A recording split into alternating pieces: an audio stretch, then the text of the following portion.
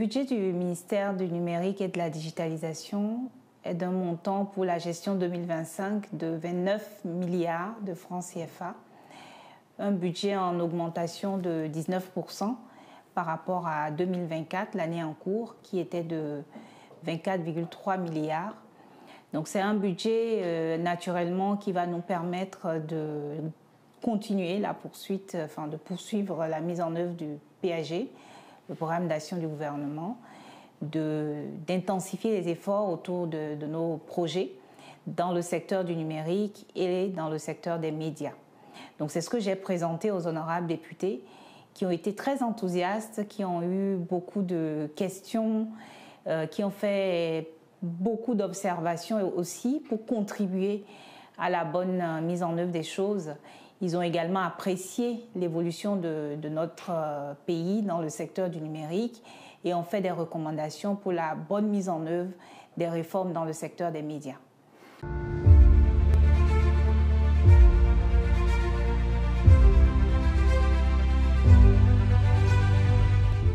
L'année 2025 va être une année de mise en œuvre de projets très structurants, très impactants.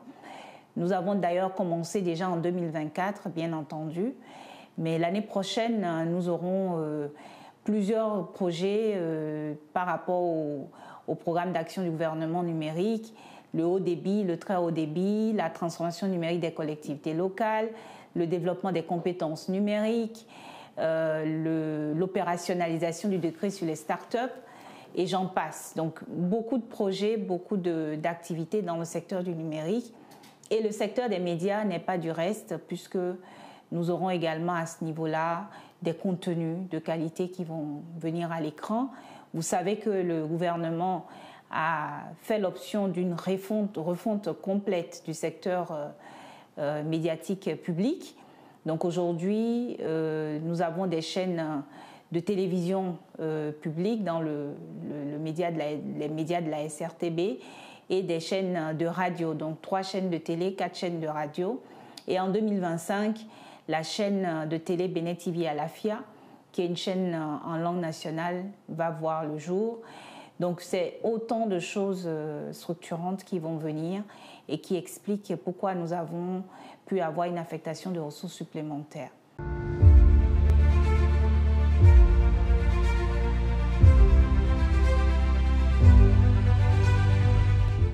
C'est toujours un exercice que je fais avec beaucoup d'enthousiasme parce que les honorables députés ont toujours une vision très pratique, très pragmatique de ce que nous faisons dans les secteurs numériques et médias.